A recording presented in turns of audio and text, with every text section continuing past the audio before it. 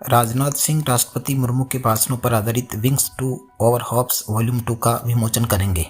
भारत की माया राजेश्वरन ने जर्मनी में महिला एकल ITF J200 ग्लेडबैक खिताब जीता। भारत ने अंडर 23 एशियाई कुश्ती चैंपियनशिप में डबल टीम खिताब के साथ ऐतिहासिक जीत दर्ज की। उत्तराखंड ने वैश्विक स्वास्थ्य राजधानी बनने के लिए भारत की पहली योग नीति शुरू की। विश्व ओलंपिक दिवस 23 जून। केरल उच्च न्यायालय ने हाल ही में माना है कि राज्य पात्रता SET के विवरण पत्र में विश्वविद्यालय अनुदान आयोग UGC द्वारा मान्यता प्राप्त केंद्रीय विश्वविद्यालयों से समकक्षता प्रमाण पत्र पर जोर देना UGC अधिनियम के विरुद्ध है। न्यायमूर्ति DK सिंह ने एक रिट याचिका पर विचार करते हुए यह निर्णय सुनाया। पाकिस्तान ने ईरान इजराइल संघर्ष के दौरान ईरान को मजबूत समर्थन दिया है। 1947 में अपनी आज़ादी के बाद ईरान पहला देश था जिसने पाकिस्तान को मान्यता दी। ईरान ने भारत के साथ 1965 और 1971 के युद्धों के दौरान पाकिस्तान को सैन्य और कूटनीतिक समर्थन दिया। साझा इस्लामी पहचान के बावजूद 1979 की ईरानी क्रांति के बाद से दोनों देशों के बीच गहरे अविश्वास की स्थिति रही है। इंडिया पोस्ट पेमेंट्स बैंक ये संचार मंत्रालय के डाक विभाग के अंतर्गत 100% भारत सरकार के स्वामित्व वाली इकाई है। बुशहर संयंत्र ये फारस की खाड़ी के किनारे दक्षिणी ईरान में और तेहरान से 750 किलोमीटर दक्षिण में स्थित है। ये ईरान का एकमात्र चालू परमाणु संयंत्र है जिसका निर्माण रूस ने किया था। भारत ने पुरुष फ्रीस्टाइल में टीम रैंकिंग में शीर्ष स्थान प्राप्त किया तथा महिला फ्रीस्टाइल टीम का खिताब जीतकर महाद्वीपीय स्पर्धा में ऐतिहासिक उपलब्धि हासिल की है।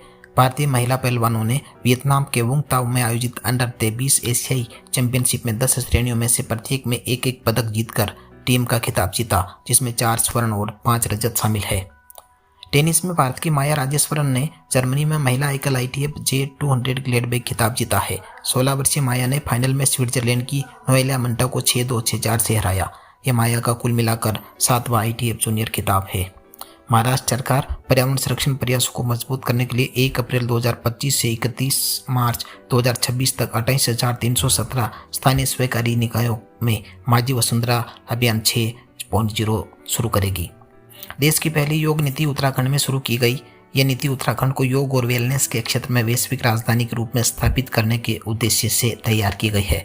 राज्य में योग और ध्यान केंद्र विकसित करने के लिए 20 लाख रुपए तक की सब्सिडी दी जा रही है। पुणे में एक विशेष वारकरी भक्ति योग कार्यक्रम का आयोजन किया गया। वारकरी परंपरा महाराष्ट्र की भक्ति आंदोलन आधारित आध्यात्मिक परंपरा है जो संत ज्ञानेश्वर, संत तुकाराम जैसे संतों की शिक्षाओं पर आधारित है। स्वदेशी रूप से निर्मित प्रोजेक्ट 17 IS तीर्थ फ्रिगेट में से पहला INS नीलगिरी विशाखापत्तनम पहुंचा। मुंबई में निर्मित INS नीलगिरी अब विशाखापत्तनम को अपना गृह बंदरगाह बनाएगा और यह ईस्टर्न स्वार्ड सनराइज फ्लीट का अभिन्न अंग होगा। यह अत्याधुनिक युद्धपोत अपने आदर्श वाक्य अदृश्य यबलम अजय शौर्यम से प्रेरित है। रक्षा मंत्री राजनाथ सिंह नई दिल्ली में एक समारोह में राष्ट्रपति द्रौपदी मुर्मू द्वारा दिए गए भाषणों पर आधारित पुस्तक wings to our hopes volume 2 का विमोचन करेंगे। 51 भाषणों का यह संग्रह राष्ट्रपति मुर्मू के दूसरे कार्यकाल के दौरान उनके दृष्टिकोण, दर्शन और प्राथमिकताओं की झलक प्रदान करता है। राष्ट्रपति भवन द्वारा प्रकाशित और प्रकाशन विभाग द्वारा प्रकाशित पुस्तक है। ओलंपिक दिवस का विचार 1948 में अंतर्राष्ट्रीय ओलंपिक समिति द्वारा आधुनिक ओलंपिक आंदोलन की स्थापना के उपलक्ष्य में पेश किया गया था, जिसकी शुरुआत 23 जून 1894 को पेरिस में हुई थी। इस दिन फ्रांसीसी शिक्षक पीरे डी कुबर्टिन ने IOC की स्थापना की, जिसने प्राचीन ओलंपिक खेलों के पुनरुद्धार की नींव रखी। 20 दिसंबर 2002 को महासभा ने संकल्प 57/277 को अपनाकर 23 जून को लोक सेवा दिवस के रूप में नामित किया। 2025 संयुक्त राष्ट्र लोक सेवा मंच 23 से 25 जून 2025 तक समरकंद उज्बेकिस्तान में 5 वर्ष से 2030 तक एक सतत भविष्य के लिए सार्वजनिक सेवा वितरण में तेजी लाना विषय के अंतर्गत किया जाएगा। संयुक्त राष्ट्र लोक सेवा दिवस 23 जून को मनाया जाता है।